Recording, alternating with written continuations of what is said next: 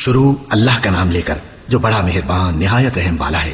اور مائیں اپنے بچوں کو پورے 2 سال دودھ پلائیں، یہ حکم اس شخص کے لیے ہے جو پوری مدت تک دودھ پلوانا چاہے، اور دودھ پلانے والی ماؤں کا کھانا اور کپڑا دستور کے مطابق باپ کے ذمہ ہوگا۔ کسی شخص کو اس کی طاقت سے زیادہ تکلیف نہیں دی جاتی، تو یاد رکھو کہ نہ تو ماں کو اس کے بچے کے سبب نقصان پہنچایا جائے اور نہ باپ کو اس کی اولاد کی وجہ سے نقصان پہنچایا جائے، اور اسی طرح نان و نفقہ بچے کے وارث کے ذمہ ہے۔ اور اگر دونوں یعنی ماں باپ آپس کی رضامندی اور صلاح سے بچے کا دودھ چھڑانا چاہیں تو ان پر کچھ گناہ نہیں، اور اگر تم اپنی اولاد کو دودھ پلوانا چاہو تو تم پر کچھ گناہ نہیں، بشرطے کہ تم دودھ پلانے والیوں کو دستور کے مطابق ان کا حق جو تم نے دینا کیا تھا دے دو، اور اللہ سے ڈرتے رہو اور جان رکھو کہ جو کچھ تم کرتے ہو اللہ اس کو دیکھ رہا ہے۔ اور جو لوگ تم میں سے مر جائیں اور عورتیں چھوڑ جائیں تو وہ عورتیں 4 مہینے اور 10 دن اپنے آپ کو روکے رہیں، اور جب یہ عدت پوری کر چکیں اور اپنے حق میں پسندیدہ کام یعنی نکاح کر لیں تو تم پر کچھ گناہ نہیں، اور اللہ تمہارے سب کاموں سے واقف ہے۔ اگر تم اشارے کنائے میں عورتوں کو نکاح کا پیغام بھیجو یا نکاح کی خواہش کو اپنے دلوں میں مخفی رکھو تو تم پر کچھ گناہ نہیں۔ اللہ کو معلوم ہے کہ تم ان سے نکاح کا ذکر کرو گے، مگر ایام عدت میں اس کے سوا کے دستور کے مطابق کوئی بات کہہ دو، پوشیدہ طور پر ان سے قول و قرار نہ کرنا، اور جب تک عدت پوری نہ ہو لے نکاح کا پختہ ارادہ نہ کرنا، اور جان رکھو کہ جو کچھ تمہارے دلوں میں ہے اللہ کو سب معلوم ہے، تو اس سے ڈرتے رہو اور جان رکھو کہ اللہ بخشنے والا ہے، حلم والا ہے۔ اور اگر تم عورتوں کو ان کے پاس جانے یا ان کا مہر مقرر کرنے سے پہلے طلاق دے دو تو تم پر کچھ گناہ نہیں، ہاں ان کو دستور کے مطابق کچھ خرچ ضرور دو، یعنی مقدور والا اپنے مقدور کے مطابق دے اور تنگ دست اپنی حیثیت کے مطابق۔ نیک لوگوں پر یہ ایک طرح کا حق ہے، اور اگر تم عورتوں کو ان کے پاس جانے سے پہلے طلاق دے دو لیکن مہر مقرر کر چکے ہو تو آدھا مہر دینا ہوگا۔ ہاں اگر عورتیں مہر بخش دیں یا مرد جن کے ہاتھ میں عقد نکاح ہے اپنا حق چھوڑ دیں اور پورا مہر دے دیں تو ان کو اختیار ہے، اور اگر تم مرد لوگ ہی اپنا حق چھوڑ دو تو یہ پرہیزگاری کی بات ہے، اور آپس میں بھلائی کرنے کو فراموش نہ کرنا۔ کچھ شک نہیں کہ اللہ تمہارے سب کاموں کو دیکھ رہا ہے۔ مسلمانوں، سب نمازیں خصوصاً بیچ کی نماز یعنی نماز عصر پورے اہتمام کے ساتھ ادا کرتے رہو اور اللہ کے آگے ادب سے کھڑے رہا کرو۔ پھر اگر تم خوف کی حالت میں ہو تو پیادے یا سوار جس حال میں ہو نماز پڑھ لو۔ پھر جب امن و اطمینان ہو جائے تو جس طریق سے اللہ نے تم کو سکھایا ہے جو تم پہلے نہیں جانتے تھے اللہ کو یاد کرو۔ اور جو لوگ تم میں سے مر جائیں اور عورتیں چھوڑ جائیں وہ اپنی عورتوں کے حق میں وصیت کر جائیں کہ ان کو 1 سال تک خرچ دیا جائے اور گھر سے نہ نکالی جائیں۔ ہاں اگر وہ خود گھر سے چلی جائیں اور اپنے حق میں پسندیدہ کام یعنی نکاح کر لیں تو تم پر کچھ گناہ نہیں، اور اللہ زبردست ہے، حکمت والا ہے۔ اور مطلقہ عورتوں کو بھی دستور کے مطابق نان و نفقہ دینا چاہیے، پرہیزگاروں پر یہ بھی حق ہے۔ اسی طرح اللہ اپنے احکام تمہارے لیے بیان فرماتا ہے تاکہ تم سمجھو۔ بھلا تم نے ان لوگوں کو نہیں دیکھا جو شمار میں ہزاروں ہی تھے اور موت کے ڈر سے اپنے گھروں سے نکل بھاگے تھے، تو اللہ نے ان کو حکم دیا کہ مر جاؤ، پھر ان کو زندہ بھی کر دیا۔ کچھ شک نہیں کہ اللہ لوگوں پر مہربانی رکھتا ہے، لیکن اکثر لوگ شکر نہیں کرتے۔ اور مسلمانوں، اللہ کی راہ میں جہاد کرو اور جان رکھو کہ اللہ سب کچھ سنتا ہے، سب کچھ جانتا ہے۔ کون ہے کہ اللہ کو قرض حسنہ دے کہ وہ اس کے بدلے اس کو کئی گنا زیادہ دے گا، اور اللہ ہی روزی کو تنگ کرتا اور وہی اسے کشادہ کرتا ہے، اور تم اسی کی طرف لوٹ کر جاؤ گے۔ بھلا تم نے بنی اسرائیل کی ایک جماعت کو نہیں دیکھا جس نے موسیٰ کے بعد اپنے پیغمبر سے کہا کہ آپ ہمارے لیے ایک بادشاہ مقرر کر دیں تاکہ ہم اللہ کی راہ میں جہاد کریں؟ پیغمبر نے کہا کہ اگر تم کو جہاد کا حکم دیا جائے تو ایسا تو نہیں کہ لڑنے سے پہلو ہی کرو۔ وہ کہنے لگے کہ ہم اللہ کی راہ میں کیوں نہ لڑیں گے جبکہ ہم وطن سے خارج اور بال بچوں سے جدا کر دیے گئے۔ پھر جب ان کو جہاد کا حکم دیا گیا تو چند اشخاص کے سوا سب پھر گئے، اور اللہ ظالموں سے خوب واقف ہے۔ اور پیغمبر نے ان سے یہ بھی کہا کہ اللہ نے تم پر طالوت کو بادشاہ مقرر فرمایا ہے۔ وہ بولے کہ اسے ہم پر بادشاہی کا حق کیوں کر ہو سکتا ہے؟ اس سے بڑھ کر بادشاہی کے مستحق تو ہم ہیں، اور اس کے پاس تو بہت سی دولت بھی نہیں۔ پیغمبر نے کہا کہ اللہ نے اس کو تم پر فضیلت دی ہے اور بادشاہی کے لیے منتخب فرمایا ہے۔ اس نے اسے علم بھی بہت سا بخشا ہے اور تن و توش بھی بڑا عطا کیا ہے، اور اللہ کو اختیار ہے جسے چاہے بادشاہی بخشے، وہ بڑا کشائش والا ہے، دانا ہے۔ اور پیغمبر نے ان سے کہا کہ ان کی یعنی طالوت کی بادشاہی کی نشانی یہ ہے کہ تمہارے پاس وہ صندوق آئے گا جس کو فرشتے اٹھائے ہوئے ہوں گے، اس میں تمہارے پروردگار کی طرف سے تسلی بخشنے والی چیز ہوگی اور کچھ اور چیزیں بھی ہوں گی جو موسیٰ اور ہارون چھوڑ گئے تھے۔ اگر تم ایمان رکھتے ہو تو یہ تمہارے لیے ایک بڑی نشانی ہے۔ غرض جب طالوت فوجیں لے کر روانہ ہوا تو اس نے ان سے کہا کہ اللہ ایک نہر سے تمہاری آزمائش کرنے والا ہے، جو شخص اس میں سے پانی پی لے گا اس کی نسبت تصور کیا جائے گا کہ وہ میرا نہیں، اور جو نہ پیے گا وہ سمجھا جائے گا کہ میرا ہے۔ ہاں اگر کوئی ہاتھ سے چلو بھر پانی لے لے تو خیر۔ جب وہ لوگ نہر پر پہنچے تو چند آدمیوں کے سوا سب نے پانی پی لیا۔ پھر جب طالوت اور مومن لوگ جو اس کے ساتھ تھے نہر کے پار ہو گئے تو کہنے لگے کہ آج ہم میں جالوت اور اس کے لشکر سے مقابلہ کرنے کی طاقت نہیں۔ جو لوگ یقین رکھتے تھے کہ ان کو اللہ کے روبرو حاضر ہونا ہے وہ کہنے لگے کہ بسا اوقات تھوڑی سی جماعت نے اللہ کے حکم سے بڑی جماعت پر فتح حاصل کی ہے، اور اللہ ثابت قدم رہنے والوں کے ساتھ ہے۔ اور جب وہ لوگ جالوت اور اس کے لشکر کے مقابل میں آئے تو اللہ سے دعا کی کہ اے پروردگار ہم پر صبر کے دہانے کھول دے اور ہمیں لڑائی میں ثابت قدم رکھ اور لشکر کفار پر فتح یاب کر۔ تو طالوت کی فوج نے اللہ کے حکم سے ان کو شکست دے دی، اور داؤد نے جالوت کو قتل کر ڈالا اور اللہ نے ان کو بادشاہی اور دانائی بخشی اور جو کچھ چاہا سکھایا. اور اگر اللہ لوگوں کو ایک دوسرے پر چڑھائی اور حملہ کرنے سے نہ ہٹاتا رہتا تو کرۂ ارض تباہ ہو جاتا. لیکن اللہ اہل عالم پر بڑا مہربان ہے. یہ اللہ کی آیتیں ہیں جو ہم تم کو سچائی کے ساتھ پڑھ کر سناتے ہیں. اور اے محمد صلی اللہ علیہ وآلہ وسلم تم بلا شبہ پیغمبروں میں سے ہو. یہ پیغمبر جو ہم وقتاً فوقتاً بھیجتے رہے ہیں ان میں سے ہم نے بعض کو بعض پر فضیلت دی ہے. بعض ایسے ہیں جن سے اللہ نے گفتگو کی اور بعض کے دوسرے امور میں مرتبے بلند کیے. اور عیسیٰ ابن مریم کو ہم نے کھلی ہوئی نشانیاں عطا کی اور روح القدس سے ان کو مدد دی. اور اگر اللہ چاہتا تو ان سے پچھلے لوگ اپنے پاس کھلی نشانیاں آنے کے بعد آپس میں نہ لڑتے. لیکن انہوں نے اختلاف کیا تو ان میں سے بعض تو ایمان لے آئے اور بعض کافر ہی رہے. اور اگر اللہ چاہتا تو یہ لوگ باہم جنگ و قتال نہ کرتے. لیکن اللہ جو چاہتا ہے کرتا ہے. اے ایمان والو، جو مال ہم نے تم کو دیا ہے اس میں سے اس دن کے آنے سے پہلے پہلے خرچ کر لو جس میں نہ اعمال کا سودا ہو اور نہ دوستی اور سفارش ہو سکے. اور کفر کرنے والے لوگ ظالم ہیں. اللہ وہ معبود برحق ہے کہ اس کے سوا کوئی عبادت کے لائق نہیں. زندہ ہے، سب کو تھامنے والا، اسے نہ اونگ آتی ہے نہ نیند. جو کچھ آسمانوں میں اور جو کچھ زمین میں ہے سب اسی کا ہے. کون ہے کہ اس کی اجازت کے بغیر اس سے کسی کی سفارش کر سکے؟ جو کچھ لوگوں کے روبرو ہو رہا ہے اور جو کچھ ان کے پیچھے ہو چکا ہے اسے سب معلوم ہے. اور لوگ اس کی معلومات میں سے کسی چیز پر دسترس حاصل نہیں کر سکتے. ہاں، جس قدر وہ چاہتا ہے اسی قدر معلوم کرا دیتا ہے. اس کی بادشاہی اور علم آسمان اور زمین سب پر حاوی ہے اور اسے ان کی حفاظت کچھ بھی دشوار نہیں. وہ بڑا عالی رتبہ ہے، جلیل القدر ہے. دین اسلام میں کوئی زبردستی نہیں ہے. ہدایت صاف طور پر ظاہر اور گمراہی سے الگ ہو چکی ہے. تو جو شخص بتوں سے اعتقاد نہ رکھے اور اللہ پر ایمان لائے اس نے ایسی مضبوط رسی ہاتھ میں پکڑ لی ہے جو کبھی ٹوٹنے والی نہیں. اور اللہ سب کچھ سنتا ہے، سب کچھ جانتا ہے. جو لوگ ایمان لائے ہیں ان کا دوست اللہ ہے کہ اندھیرے سے نکال کر روشنی میں لے جاتا ہے. اور جو کافر ہیں ان کے دوست شیطان ہیں کہ ان کو روشنی سے نکال کر اندھیرے میں لے جاتے ہیں. یہی لوگ اہل دوزخ ہیں کہ اس میں ہمیشہ رہیں گے. بھلا تم نے اس شخص کو نہیں دیکھا جو اس غرور کے سبب سے کہ اللہ نے اس کو سلطنت بخشی تھی ابراہیم سے اپنے پروردگار کے بارے میں جھگڑنے لگا؟ جب ابراہیم نے کہا میرا پروردگار تو وہ ہے جو زندگی دیتا ہے اور موت دیتا ہے، وہ بولا کہ زندگی اور موت تو میں بھی دے سکتا ہوں. ابراہیم نے کہا کہ اللہ تو سورج کو مشرق سے نکالتا ہے، آپ اسے مغرب سے نکال دیجیے. یہ سن کر وہ کافر ہکا بکا رہ گیا. اور اللہ بے انصافوں کو ہدایت نہیں دیا کرتا. یا اسی طرح اس شخص کو نہیں دیکھا جس کا ایک بستی پر جو اپنی چھتوں پر گری پڑی تھی گزر ہوا، تو اس نے کہا کہ اللہ اس کے باشندوں کو مرنے کے بعد کیوں کر زندہ کرے گا؟ تو اللہ نے اس کی روح قبض کر لی اور 100 برس تک اس کو مردہ رکھا.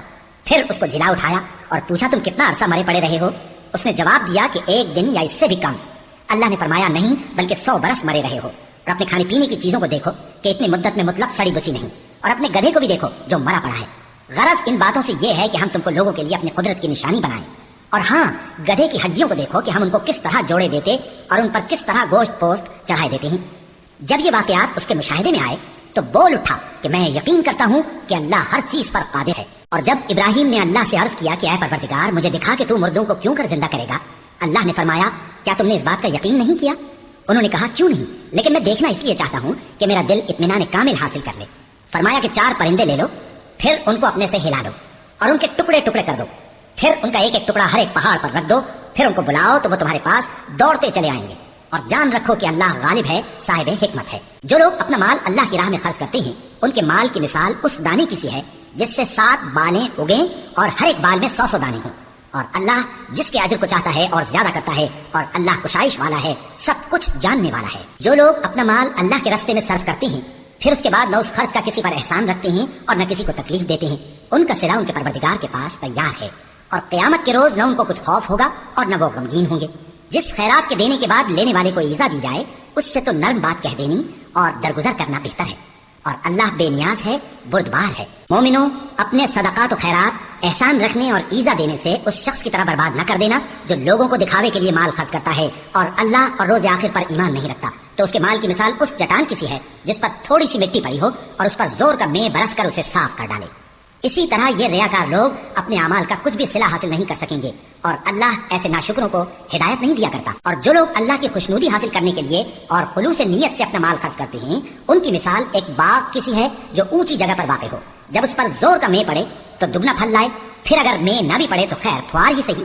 اور اللہ تمہارے کاموں کو دیکھ رہا ہے. بھلا تم میں کوئی یہ چاہتا ہے کہ اس کا کھجوروں اور انگوروں کا باغ ہو جس میں نہریں بہ رہی ہوں اور اس میں اس کے لیے ہر قسم کے میوے موجود ہوں اور اسے بڑھاپا آ پکڑے اور اس کے ننھے ننھے بچے بھی ہوں تو ناگہاں اس باغ پر آگ کا بھرا ہوا بگولا چلے بس وہ جل جائے؟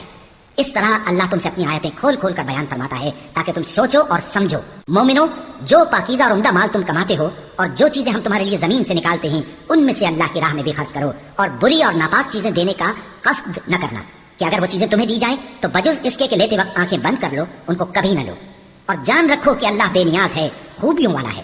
شیطان تمہیں تنگ دستی کا خوف دلاتا اور بے حیائی کے کام کرنے کو کہتا ہے، اور اللہ تم سے اپنی بخشش اور رحمت کا وعدہ کرتا ہے، اور اللہ کشائش والا ہے، سب کچھ جاننے والا ہے۔ وہ جس کو چاہتا ہے دانائی بخشتا ہے، اور جس کو دانائی ملی بے شک اس کو بڑی نعمت ملی۔ اور نصیحت تو وہی لوگ قبول کرتے ہیں جو عقل مند ہیں، اور تم اللہ کی راہ میں جس طرح کا خرچ کرو یا کوئی نظر مانو اللہ اس کو جانتا ہے، اور ظالموں کا کوئی مددگار نہ ہوگا۔ اگر تم خیرات ظاہر کر کے دو تو وہ بھی خوب ہے، اور اگر پوشیدہ دو اور دو بھی ضرورت مندوں کو تو یہ تمہارے لیے بہتر ہے، اور اس طرح کا دینا تمہارے گناہوں کو بھی دور کرے گا، اور اللہ کو تمہارے سب کاموں کی خبر ہے۔ اے نبی صلی اللہ علیہ وآلہ وسلم، تم ان لوگوں کی ہدایت کے ذمہ دار نہیں ہو، بلکہ اللہ ہی جس کو چاہتا ہے ہدایت بخشتا ہے۔ اور مومنو، تم جو مال خرچ کرو گے تو اس کا فائدہ تمہیں کو ہے، اور تم تو جو خرچ کرو گے اللہ کی خوشنودی کے لیے کرو گے، اور جو مال تم خرچ کرو گے وہ تمہیں پورا پورا دے دیا جائے گا اور تمہارا کچھ نقصان نہیں کیا جائے گا۔ اور ہاں، تم جو خرچ کرو گے تو ان حاجت مندوں کے لیے جو اللہ کی راہ میں رکے بیٹھے ہیں اور ملک میں کسی طرف جانے کی طاقت نہیں رکھتے اور مانگنے سے آر رکھتے ہیں، یہاں تک کہ نہ مانگنے کی وجہ سے ناواقف شخص ان کو تونگر خیال کرتا ہے، اور تم قیافے سے ان کو صاف پہچان لو کہ حاجت مند ہیں اور شرم کے سبب لوگوں سے منہ پھوڑ کر اور لپٹ کر نہیں مانگ سکتے۔ اور تم جو مال خرچ کرو گے کچھ شک نہیں کہ اللہ اس کو جانتا ہے۔ جو لوگ اپنا مال رات اور دن اور پوشیدہ اور ظاہر اللہ کی راہ میں خرچ کرتے رہتے ہیں، ان کا صلہ ان کے پروردگار کے پاس ہے، اور ان کو قیامت کے دن نہ کسی طرح کا خوف ہوگا اور نہ غم۔ جو لوگ سود کھاتے ہیں وہ قبروں سے اس طرح حواس باختہ اٹھیں گے جیسے کسی کو جن نے لپٹ کر دیوانہ بنا دیا ہو، یہ اس لیے کہ وہ کہتے ہیں کہ سودا بیچنا بھی تو نفع کے لحاظ سے ویسا ہی ہے جیسے سود لینا، حالانکہ سودے کو اللہ نے حلال کیا ہے اور سود کو حرام۔ تو جس شخص کے پاس اللہ کی نصیحت پہنچی اور وہ سود لینے سے باز آ گیا تو جو پہلے ہو چکا وہ اس کا، اور قیامت میں اس کا معاملہ اللہ کے سپرد، اور جو پھر لینے لگا تو ایسے لوگ دوزخی ہیں کہ ہمیشہ دوزخ میں جلتے رہیں گے۔ اللہ سود کو نابود یعنی بے برکت کرتا اور خیرات کی برکت کو بڑھاتا ہے، اور اللہ کسی ناشکر گناہگار کو دوست نہیں رکھتا۔ جو لوگ ایمان لائے اور نیک عمل کرتے اور نماز پڑھتے اور زکات دیتے رہے، ان کو ان کے کاموں کا صلہ اللہ کے ہاں ملے گا، اور قیامت کے دن ان کو نہ کچھ خوف ہوگا اور نہ وہ غمناک ہوں گے۔ مومنو، اللہ سے ڈرو، اور اگر ایمان رکھتے ہو تو جتنا سود باقی رہ گیا ہے اس کو چھوڑ دو، پھر اگر ایسا نہ کرو گے تو تم اللہ اور اس کے رسول کی طرف سے اعلان جنگ سن لو، اور اگر توبہ کر لو گے اور سود چھوڑ دو گے تو تم کو اپنی اصل رقم لینے کا حق ہے، جس میں نہ اوروں کا نقصان اور نہ تمہارا نقصان۔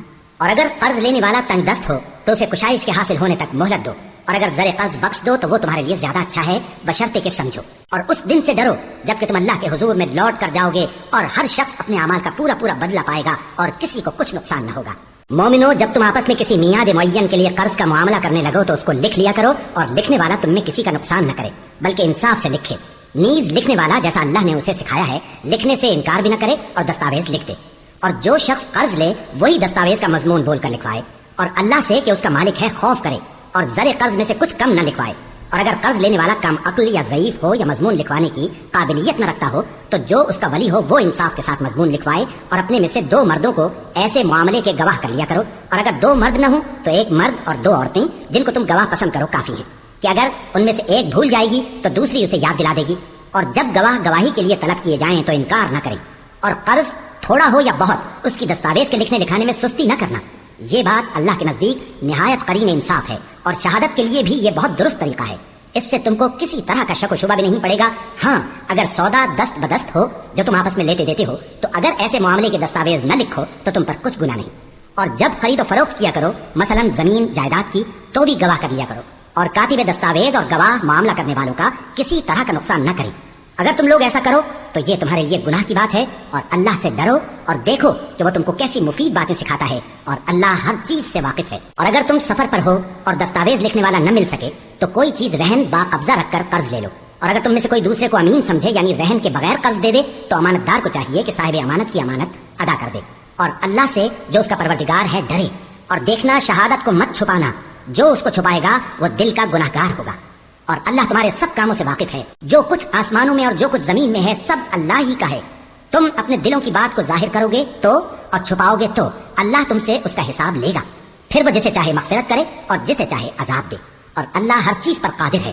رسول اللہ صلی اللہ علیہ وآلہ وسلم اس کتاب پر جو ان کے پروردگار کی طرف سے ان پر نازل ہوئی ایمان رکھتے ہیں، اور مومن بھی سب اللہ پر اور اس کے فرشتوں پر اور اس کی کتابوں پر اور اس کے پیغمبروں پر ایمان رکھتے ہیں، اور کہتے ہیں کہ ہم اس کے پیغمبروں سے کسی میں کچھ فرق نہیں کرتے، اور وہ اللہ سے عرض کرتے ہیں کہ ہم نے تیرا حکم سنا اور قبول کیا، اے پروردگار ہم تیری بخشش مانگتے ہیں اور تیری ہی طرف لوٹ کر جانا ہے۔ اللہ کسی شخص کو اس کی طاقت سے زیادہ کا ذمہ دار نہیں بناتا۔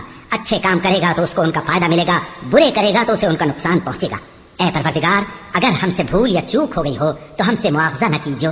اے پروردگار ہم پر ایسا بوجھ نہ ڈالیو جیسا تو نے ہم سے پہلے لوگوں پر ڈالا تھا۔ اے پروردگار جتنا بوجھ اٹھانے کی ہم میں طاقت نہیں اتنا بوجھ ہم پر نہ رکھیو، اور اے پروردگار ہمارے گناہوں سے درگزر کر اور ہمیں بخش دے اور ہم پر رحم فرما۔ تو ہی ہمارا مددگار ہے، سو ہم کو کافروں پر غالب کر۔